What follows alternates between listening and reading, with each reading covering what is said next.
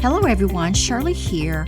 Business owners sometimes make mistakes unwittingly that hurt their company's value. My name is Shirley Collier. I'm a serial entrepreneur and founder and CEO of Scale to Market. This year, we are concentrating on not only growing your business in the federal marketplace, but ensuring that you are concentrating on creating value so that you can one day cash out. It is more important now than ever that small government contractors execute the best business practices. The GovCon market is unique in its regulatory environment, budget cycles, and evolving procurement practices, especially since the beginning of this year. Today, we're discussing those things that government contractors must do, especially now, to ensure that their hard work results in the valuations they desire. My special guest today to help us explore this topic from two different perspectives are Brian McMillan, Managing Director of Mergers and Acquisitions at BWFA, and Gregory Stone, a partner at the Whiteford Law Firm. Welcome, gentlemen. Thank you, Shirley. It's great to be here, Shirley. Well, it's great to have you. I only briefly introduced you. Please tell our audience a little about you and the firms you represent. Brian, you want to go first? Thanks, Shirley. I'm Brian McMillan, Managing Director of Mergers and Acquisitions at Baltimore Washington Financial Advisors. I've been an investment banker for over 2 decades, helping small to lower middle market business owners sell their business. Thanks, Brian. And Greg? I'm Greg Stone, a partner of Whiteford, a mid-Atlantic general practice business law firm, where I co-chair our intellectual property practice. I often work closely with government contractors to protect and strengthen the value of their innovations, especially those developed in the context of federal contracts and technical collaboration. Thank you, gentlemen. Let's jump right in with the mistakes that GovCon business owners make. Greg, what are the most common intellectual property or IP mistakes that reduce the value of a government contractor business during due diligence or a potential sale? Sure. There are 5 common areas where I see business owners make mistakes. First, it's failing to confirm and record ownership of the IP that's developed under federal contracts or subcontracts. Also, using restrictive government funding mechanisms like SBIR or STTR programs without understanding the rights allocation. Third, mixing commercial and government-funded research and development without documenting development lineage. Fourth is not securing appropriate IP assignments from employees, contractors, or partners. Finally, it's over-relying on trade secrets without protections like NDAs or access controls. Let's parse a few of these, Greg. Regarding IP development under federal contracts or subcontracts, including SBIRs, are there options on who owns the rights to the resulting product? Yes, there are options, but they depend heavily on how the work is funded and how the contracts are written. In general, if the contractor uses its own funds, it can usually retain full ownership. But if federal funds are used, like under an SBIR, the government typically receives a license to use the resulting IP. That doesn't mean the government owns it, but it means the contractor has to navigate rules around rights, marking, and commercialization carefully to preserve value. And the contractor has to be careful to comply with the notice and reporting requirements of the contract, reporting their new inventions, their patenting efforts, and their intention to retain ownership of their inventions. Failing to do that can even result in loss of ownership of the invention to the government. Greg, my companies have won SBIRs in the past, and my lesson learned is that IP rights need to be clear up front during contract negotiations before award, not during or after the contract ends, right? Absolutely. The time to clarify IP rights is really at the front end, before the contract is signed. Waiting until after the fact can severely limit your ability to assert ownership or control over the resulting innovation. With SBIRs in particular, contractors retain title to their inventions, but only if they follow specific notice and reporting requirements and properly mark the data. You want those expectations clear in writing, not just assumed. That's how you preserve value, stay compliant, and avoid surprises when a future buyer looks under the hood during due diligence. I agree. And you mentioned not securing rights from others and over-relying on trade secrets, non-disclosure agreements, and other non-legal measures. Can you give us an example of a scenario where that over-reliance resulted in harm to a business? Sure, I do have one. There was a mid-sized contractor that had developed a proprietary inspection system that was used in DoD facilities, but they never filed for patent protection. That system was later reverse engineered by competitors, which eroded the company's market advantage. Later, during acquisition discussions, the buyer cited a lack of IP defensibility as a reason to reduce the valuation. Then, instead of an upfront purchase price, the deal included an earn-out structure tied to uncertain future revenue. A clear IP strategy early on could have preserved market leadership and deal leverage. I hate to hear of mistakes made by others, but we can all learn from their mistakes. Brian, switching over to you now, what are some of the common business practices that hurt company value? Thanks, Shirley. One of the most common is over-reliance on the owner. So this is when too much of the business revolves around a single person. It creates risk and reduces transferability. Others include poor financial record keeping, lack of diversified customer base, and failing to document processes. Investors and buyers really want predictability and scalability. So anything that suggests the company is fragile lowers valuation. Brian, let's take these one at a time. How important are clean and accurate financials in a valuation? They are absolutely critical, Shirley. Buyers and investors rely on financial statements to measure performance and risk. If records are incomplete, inconsistent, or intermingled with personal expenses, it erodes trust and often results in lower offers or lost deals altogether. Having audited or at least reviewed financial statements not only instills confidence, but also shortens due diligence and strengthens negotiating leverage. That makes so much sense, but I can't tell you how many times I see small GovCons especially try to save money by doing their own bookkeeping. Their misunderstanding is that if I keep operational expenses low, that will increase my profits and my company valuation. So what's wrong with this thinking, Brian? Well, it's understandable that business owners want to keep operational expenses as low as possible, but there are several reasons why this thinking regarding bookkeeping is flawed. Buyers' lack of confidence in self-performed financials can mitigate any savings that you may have received by doing them yourself. Banks are also less likely to lend based on self-performed books, and both the bank and the buyer may be more inclined to have a quality of earnings report done during due diligence. This quality of earnings report can be more expensive than it would have been to have your financials reviewed in the first place. Along with the buyer's lack of confidence in self-performed financials, having a good CPA on your team working on your books can also bring to light opportunities for savings in other areas. I agree. I find that this is a maturation step for very small GovCons. Brian, you also mentioned GovCons that have just a few customers or contracts.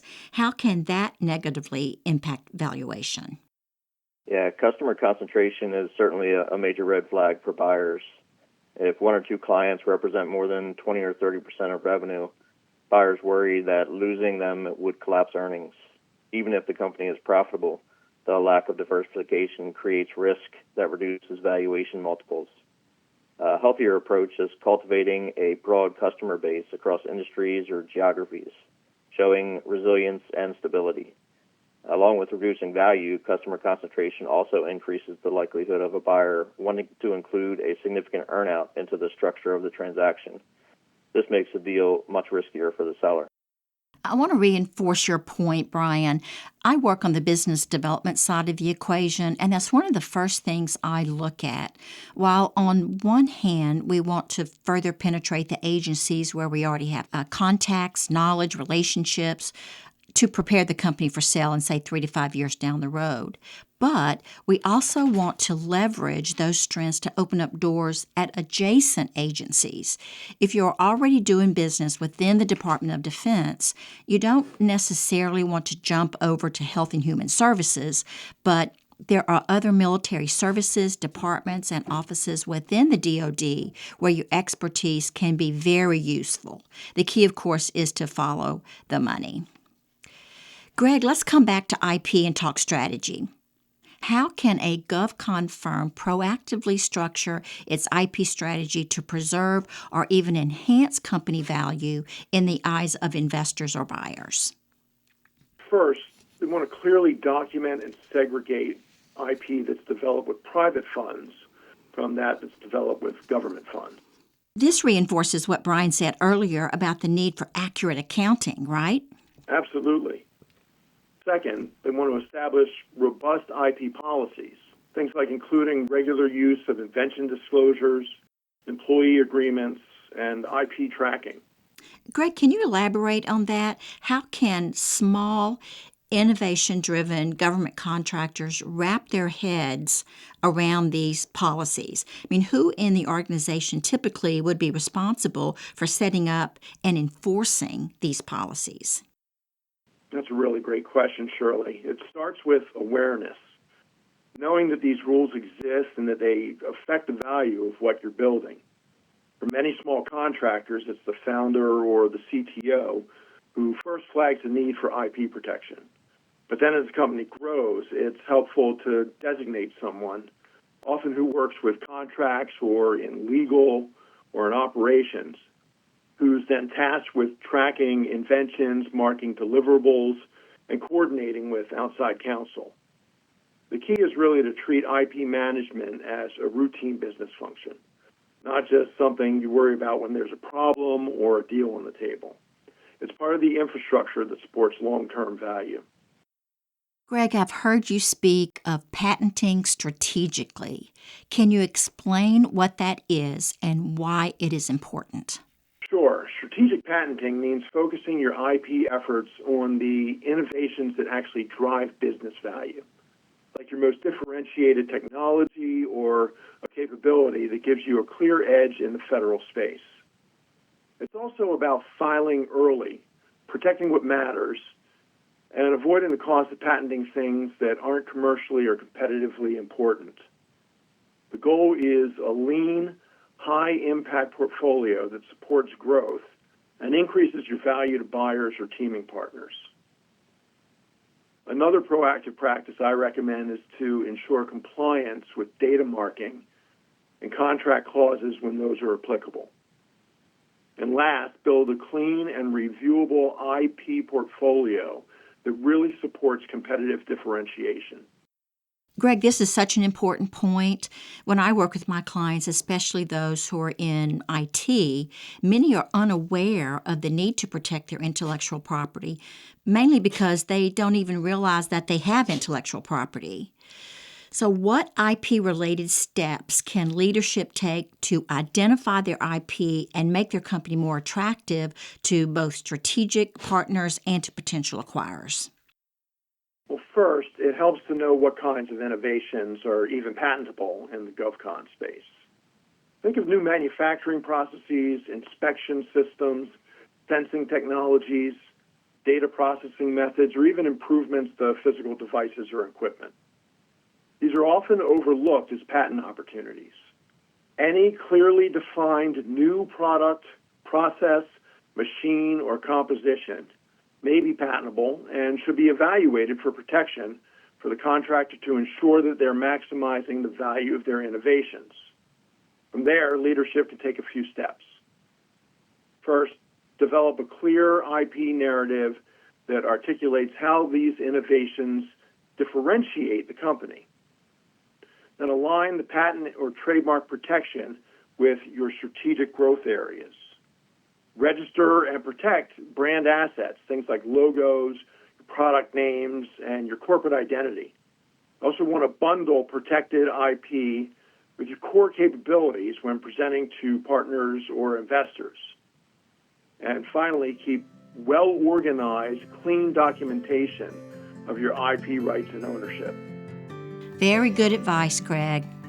We need to take a break. I'm talking to Brian McMillan from BWFA and Gregory Stone from the Whiteford Law Firm. When we come back, we'll talk about management succession. Stay with us. We'll be right back.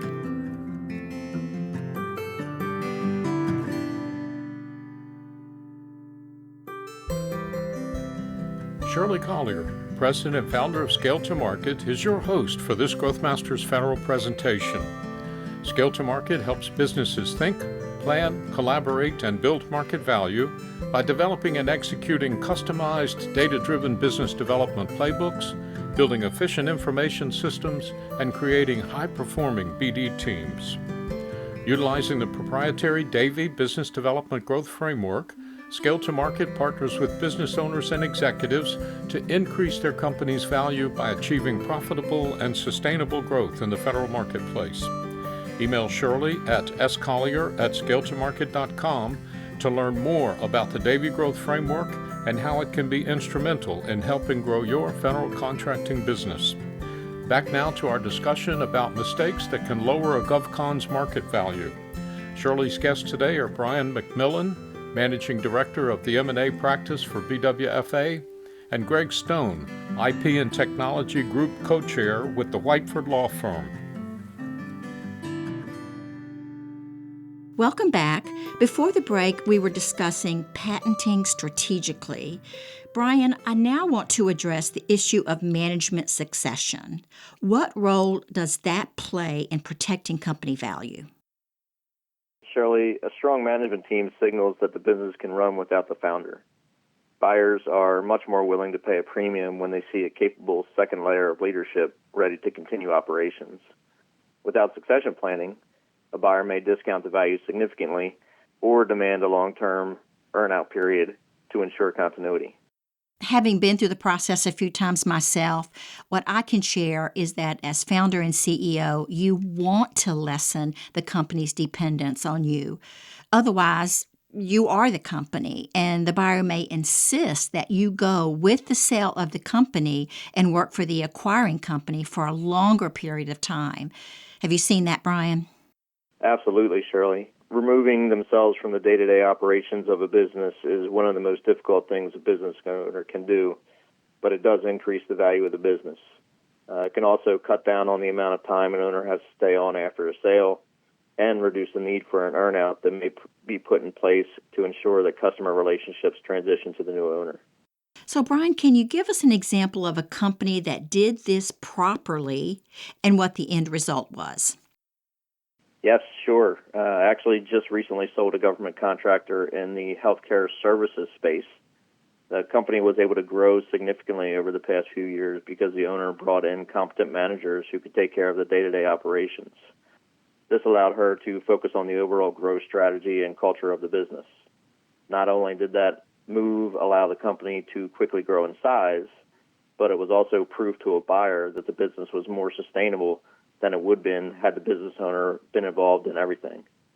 The owner stayed on as a consultant for a few months after the sale, but is spending most of her time enjoying her new beach house down in South Carolina. I love hearing about successful sales. It takes a lot of hard work over many years to accomplish. One final question for the two of you. What steps can owners take now to maximize value before a sale and to avoid IP red flags down the road? Greg, can you go first? Sure. First, audit your current IP assets and agreements now. Confirm ownership, funding sources, and scope of IP rights. And look to clean up your contracts with your subcontractors, consultants, and your employees to ensure you have complete assignment of IP rights. Then you want to separate your government-funded and your privately funded work streams and document the development history.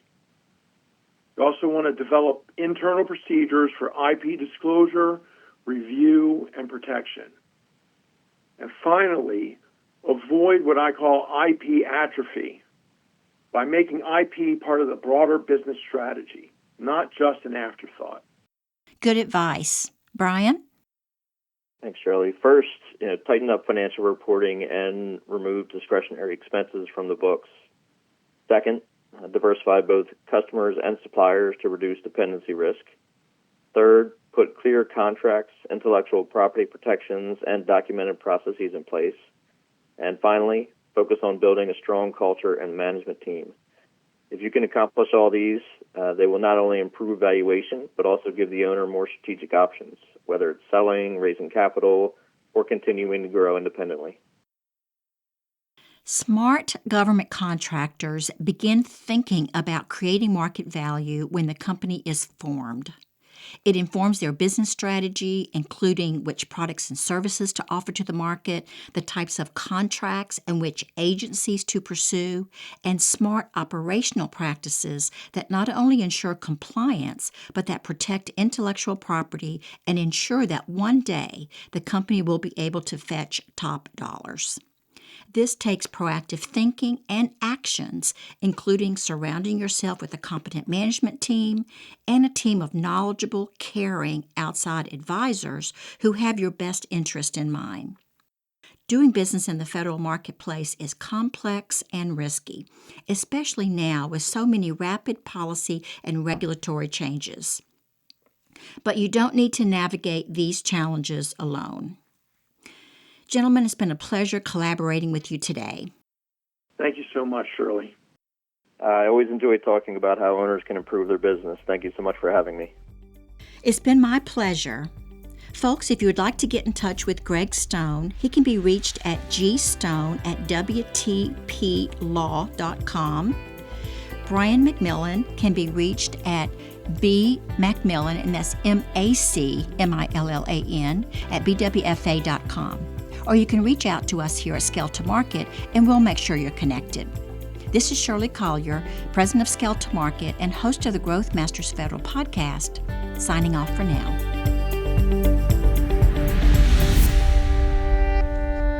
As we close, I want to thank you for joining us today and encourage you to connect with me on LinkedIn and visit our website, that's scaletomarket.com with the number 2 in the middle, where you will find a link to our webcast on the Scale to Market YouTube channel, along with our Growth Masters Federal podcast, white papers, my blog, and other links and resources. While there, please leave us a comment or suggestion so we can stay focused on what's important to you. Thanks again for listening, and we'll see you next time.